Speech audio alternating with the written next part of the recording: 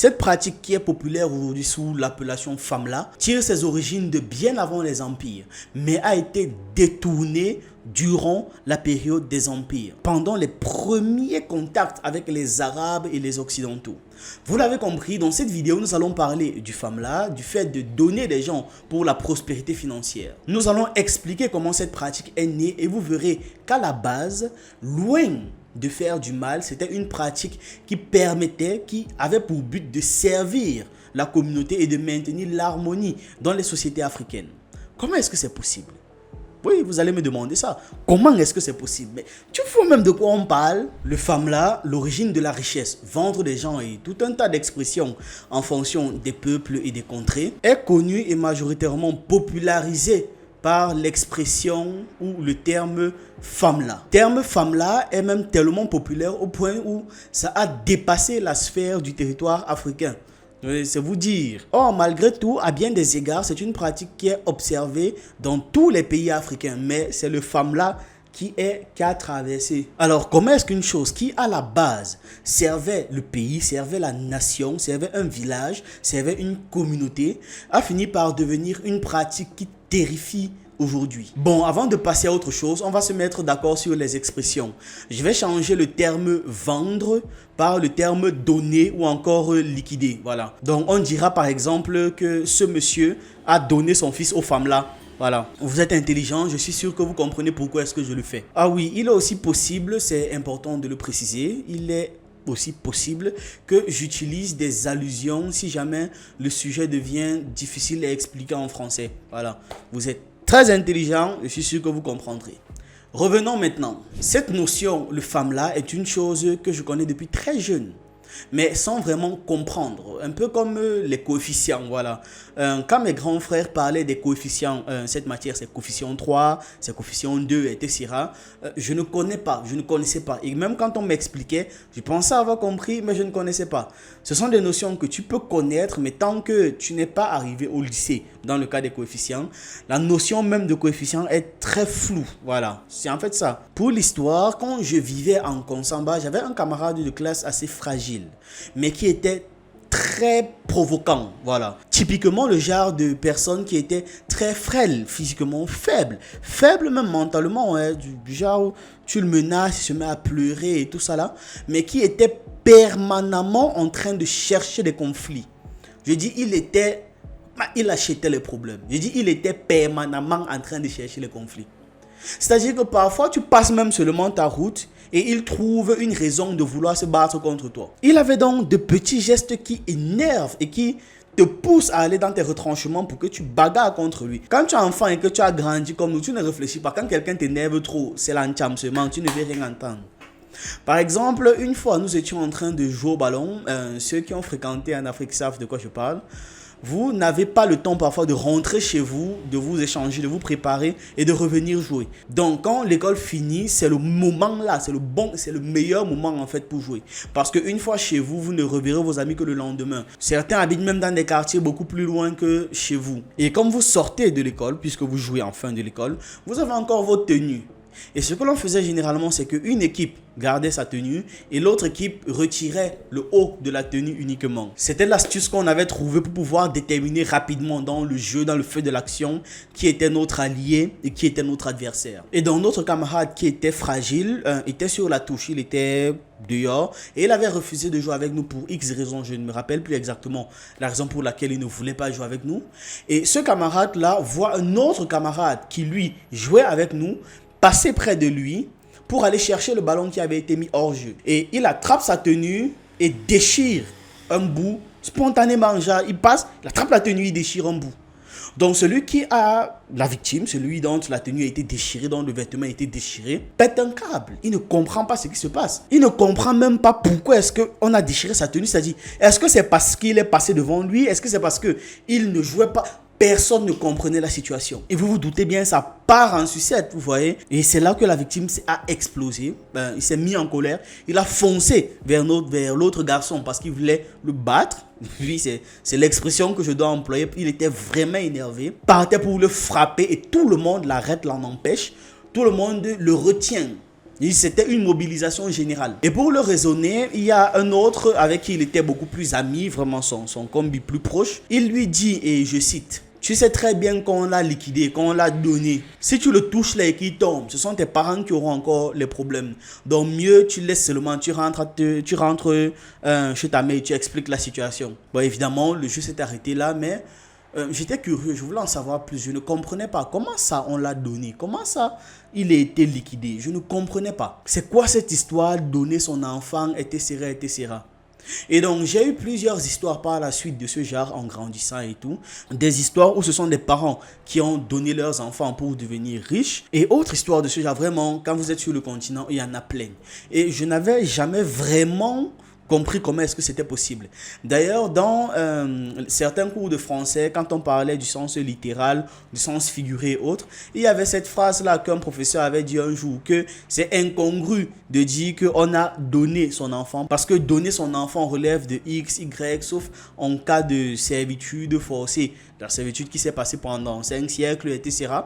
Voilà, donc c'est forcément au sens figuré et autres. Juste pour vous dire à quel point c'est poussé dans nos mœurs pour qu'on puisse bien comprendre même l'exemple du sens propre et du sens figuré, les professeurs utilisent ces trucs-là que nous avons dans notre quotidien. Très souvent, quand on abordait la question du femme-là, on m'expliquait que X ou Y personne a un serpent dans sa maison et ce serpent lui donne de l'argent. Il doit réaliser un rituel précis en suivant des consignes de vie précises et quand c'est respecté, eh bien le serpent vomit de l'argent. Et j'avais même toujours trouvé ça insensé parce que l'argent que le serpent vomissait sortait de nulle part littéralement. D'ailleurs, sur une des premières vidéos de cette chaîne, j'avais souligné qu'il est stupide de croire qu'un serpent vomisse de l'argent à partir de rien. Et j'avais raison. Parce que l'argent qui se crée là, si le serpent vomit de l'argent à partir de rien, c'est de l'argent qui est créé. Ça veut dire qu'ensuite il a accès à l'imprimante à billets. Mais quitte à fouiller un serpent avec des conditions très bizarres, autant mieux tu fais en sorte d'avoir une imprimante à billets. Donc j'avais raison. Les gens n'ont pas de serpent qui crée de l'argent à partir de zéro et que le serpent vomit quelque part. Je précise donc bien, oui, les gens qui pratiquent la sorcellerie pour nuire, ça existe, mais aucune magie ne peut faire venir de l'argent à partir du vide. L'argent n'apparaît pas. Vous voyez, comme l'argent apparaît, comme voilà, ça n'apparaît pas. Donc, même quand on dit qu'on donne sa mère en échange de l'argent, la manière dont cet argent arrive à vous est parfaitement conforme aux lois de l'économie dans laquelle nous sommes, si je peux dire ça comme ça. C'est pour dire que ça a une explication, ça ne vient pas du néant. À l'époque où je sortais cette vidéo là, où j'expliquais que l'argent ne peut pas venir de nulle part, il faudrait qu'on arrête de croire à ce genre de choses. Je savais donc que ces pratiques existaient à l'époque, mais je ne comprenais pas comment est-ce que ça marche. Donc, je ne pouvais pas l'expliquer, tout simplement. Aujourd'hui, non seulement je comprends comment ça marche, mais je dois vous l'expliquer, parce que beaucoup de personnes sont comme moi. Ils ne comprennent pas comment ça marche.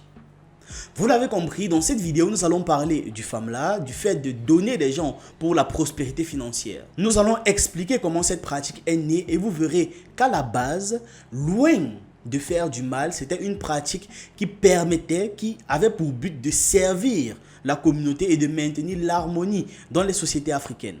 Comment est-ce que c'est possible? Oui, vous allez me demander ça. Comment est-ce que c'est possible? Mais tu vois même de quoi on parle. Pour pouvoir entièrement comprendre le propos, regardez la vidéo jusqu'à la fin, quitte à mettre la vidéo en vitesse x2. Il y aura un autre épisode sur le FAMLA qui va traiter plus spécifiquement de comment ça marche, qu'est-ce que c'est, ainsi de suite, qu'est-ce qui arrive, 2-3 astuces pour vous protéger de ça et tout. Voilà. Pour les nouveaux, sur cette chaîne, on parle de culture africaine, d'actualité, de sciences humaines et on s'édifie sur un ensemble de choses qui nous permettent d'anticiper et d'être prêts à toute éventualité. Je vous encourage donc à liker cette vidéo, à la partager, que ce soit en statut WhatsApp, sur Facebook ou partout ailleurs. Ça fait toujours plaisir et c'est totalement gratuit. Pour ceux qui sont à la recherche de partenaires économiques dans différentes activités, la Sonorate International est une bonne option. Nous sommes actuellement en partenariat avec eux et un ensemble de choses dans notre domaine nous sont simplifiées. En plus, les deals sont globalement corrects.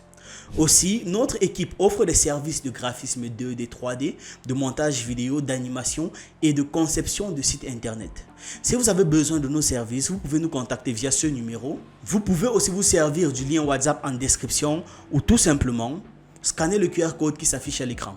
Bon visionnage. Quand on vous dit que depuis la période impériale, en toute honnêteté, l'Afrique est corrompue, beaucoup pensent que ce que l'on dit relève de l'idéologie, qu'on veut juste vénérer, voilà, on va dire ça comme ça, qu'on veut juste vénérer l'Égypte antique et que rien ne compte en dehors de l'Égypte antique. C'est totalement faux. Ce n'est pas notre but. On va donc voir dans cette vidéo à quel point l'Afrique avait été corrompue. Cette pratique qui est populaire aujourd'hui sous l'appellation Famla tire ses origines de bien avant les empires, mais a été détournée durant la période des empires, pendant les premiers contacts avec les Arabes et les Occidentaux. Pour bien comprendre à quoi servait le Famla, je vais vous raconter une histoire. Cette histoire se passe dans un royaume africain du temps des empires. À cette époque, il y avait une petite ville d'un royaume tranquille qui gérait ses difficultés de son époque, de son quotidien et tout cela, et qui n'avait même pas encore été en contact, qui n'était même pas encore entré en contact avec les envahisseurs, ni arabes ni chrétiens. Les envahisseurs étaient encore bien loin de chez eux,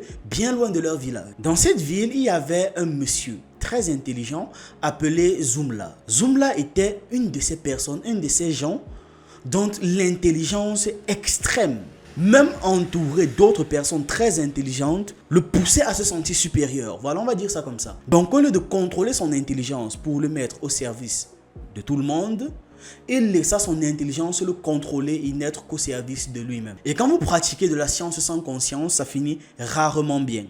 Nous le vivons au quotidien. Non seulement nous vivons cette leçon au quotidien, la science sans conscience, mais aussi l'histoire nous l'a très bien enseigné. Zoumla se sentait donc supérieur à tout le monde. Il s'est mis à faire beaucoup de mal à la communauté. Le gars commettait toutes sortes de délits sur les gens au point d'ôter la vie à bon nombre de ses concitoyens. Comme il était spirituellement très fort, il était extrêmement difficile à stopper. Le conseil de la ville s'est donc réuni et avec le roi, ils ont fait appel à une puissante confrérie initiatique. Le sujet du jour, c'était comment empêcher Zoumla de nuire. Ils ont envisagé plusieurs options. En Afrique, il y a plusieurs formes de bannissement.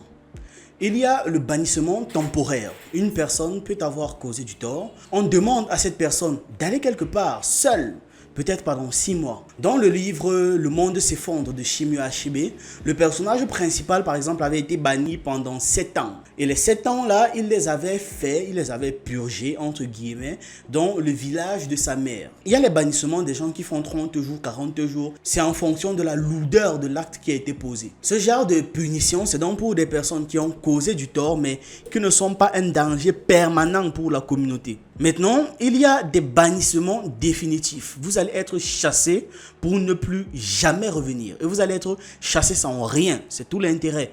Vous n'allez pas commencer à dire je porte mes affaires. Non, vous partez sans rien et vous ne revenez plus jamais. Il y a aussi une autre façon de gérer les criminels ou les gens qui posent des problèmes à la société. C'est le fait de vous garder au village dans un endroit que l'on pourrait confondre à une prison, mais dont l'objectif est de vous remettre en état mental, voilà, et de recalibrer votre état mental pour que vous soyez une personne qui ne soit plus un problème pour la société. Ça, c'était donc principalement pour des gens qui avaient dérivé. Pour ce faire, dans beaucoup de cultures, certains masques étaient d'ailleurs utilisés pour soigner. On prescrivait à une personne, oui, le port du masque. On va par exemple dire celui-ci doit porter le masque matin, midi, soir pendant 30 minutes, voilà. Tout comme on peut prescrire des médicaments de nos jours. Ou encore prescrire des séances de rééducation à des gens qui se sont fait mal aux pieds et ainsi de suite, voilà.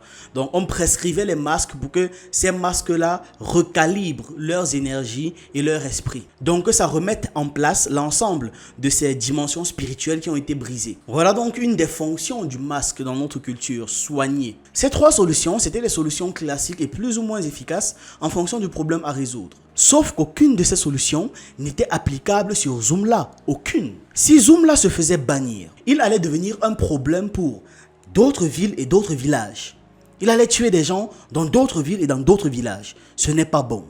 Un roi responsable ne pouvait pas permettre ça. Zoumla ne pouvait pas non plus être mis en rééducation. Il allait s'échapper. Le temps que doivent prendre les totems pour le soigner sont bien trop longs. Et il était assez puissant pour se libérer bien avant que qui que ce soit ne vienne le consulter. Une autre solution beaucoup plus radicale et extrêmement rarement utilisée était simplement l'éliminer. Mais même à ce niveau, Zoumla ne pouvait pas être juste éliminé. La ville allait être en proie à une très grande malédiction qui aurait pu perdurer plusieurs années et causer la mort de bien plus de personnes encore. Zumla semblait invincible, inarrêtable, un problème éternel, comme une teigne dans la vie de cette ville. Ça semblait être un destin bien triste pour ce coin aussi tranquille, jusqu'à ce qu'un membre de la confrérie initiatique, qui avait été appelé par le roi, trouve une idée. Il s'est souvenu qu'à l'époque de leurs ancêtres, quand une personne était devenue un problème aussi coriace pour la société, cette personne pouvait être transformée en un serviteur de la société. De quelle manière? En utilisant la pratique qui est aujourd'hui appelée le famla. Le principe semble compliqué, mais en fait non. C'est difficile à faire, c'est difficile à mettre en place, mais c'est simple dans l'idée. Capturer Zumla, simuler sa mort, le piéger dans un espace-temps ou dans une dimension pour qu'il y vive et qu'il revienne, mais sous les ordres précis d'un certain nombre de personnes. Et il devra donc s'acquitter d'un certain nombre de tâches, ou on va tout simplement dire de toutes tâches dictées par celui qui l'aura fait passer dans ce monde-là. Donc techniquement, Zumla ne serait pas tout à fait mort, ce qui veut dire que la malédiction n'allait pas s'abattre, et il n'est plus tout à fait vivant, donc il n'a pas la conscience d'un certain nombre de choses. Et enfin, ce qui était donc intéressant, c'est qu'il allait être sous le contrôle de grands et de puissants initiés, donc il ne sera plus un problème pour la communauté. Zumla s'est donc fait capturer et partout dans le village, on a annoncé sa mort. Les initiés en cachette ont effectué un certain nombre de rituels pour le soumettre. Le jour des funérailles, le corps de Zumla était là, mais ce n'était pas lui. C'était un tronc de bananier qui avait été utilisé pour le cloner. On a donné à ce bananier l'apparence de Zumla afin que la population soit rassurée et soit témoin que effectivement j'étais à ses funérailles et j'ai vu le corps. Qu'est-il advenu concrètement de Zumla? Il est devenu un être au service du village. Par exemple, une de ses victimes pouvait se lever un matin et se rendre compte que tout son champ avait été fait. C'est-à-dire, le champ était prêt à la récolte. Ou même, ça avait déjà été récolté, classé, emballé, tu devais juste le porter et ramener chez toi. Une autre personne allait se rendre compte, par exemple, à un moment donné, que ça fait des semaines, elle n'a pas balayé sa cour, mais c'est propre. C'est toujours propre. Elle ne comprend pas pourquoi. D'autres encore n'avaient plus besoin eux-mêmes de surveiller leur bétail. Zumla s'en chargeait. Et à tour de rôle, Zumla comme ça passait de foyer en foyer et effectuait des tâches plus ou moins pénibles en commençant par le foyer de ses victimes. C'est ainsi qu'il est donc fini. Il a dû accomplir cette tâche comme ça jusqu'à sa mort. Il est mort de vieillesse. Donc toute une partie de sa vie, on va dire toute l'autre partie de sa vie, n'a servi qu'à réparer les très lourds préjudices qu'il a commis dans sa communauté. Voilà l'origine de ce qu'on appelle aujourd'hui le famla.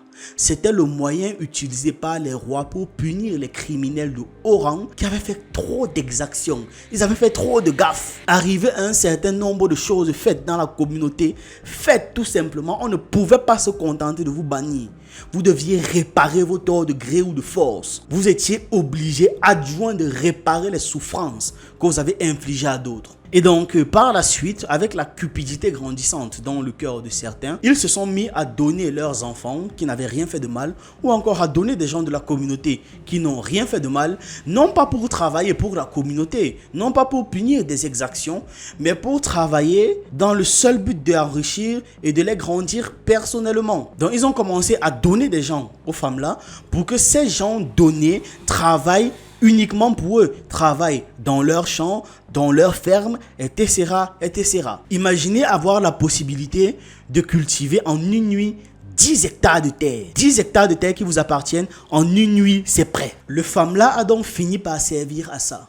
Rendre des gens peu scrupuleux riches en faisant travailler des personnes qu'ils prennent et contrôlent par des pratiques occultes. Comme je disais, à bien des égards, l'Afrique impériale n'était plus pure, plus du tout. C'est à cette période que cette pratique qui servait autrefois à garder la société, à protéger la société, et qui n'était utilisée que par les gardiens de la tradition, a été transformée en un moyen d'exploiter à perpétuité des individus innocents pour son propre compte. Bien. Dans cette vidéo, nous avons parlé des origines du famla. Je vous ai dit d'où ça vient et comment est-ce que ça s'est transformé en ce que c'est aujourd'hui. Vous voyez que c'est une pratique noble qui a été corrompue par des groupuscules de personnes qui ont été corrompus eux-mêmes à leur tour dans une Afrique qui était en corruption. Dans la prochaine vidéo, on va entrer un peu plus en détail sur cette pratique. Abonnez-vous donc pour ne pas manquer la prochaine vidéo, mais surtout pour ne pas manquer les prochaines vidéos. Et je vais vous laisser avec cette question. Pourquoi est-ce qu'on représente l'Afrique à une position contraire aux conventions que vous avez eu l'habitude de voir?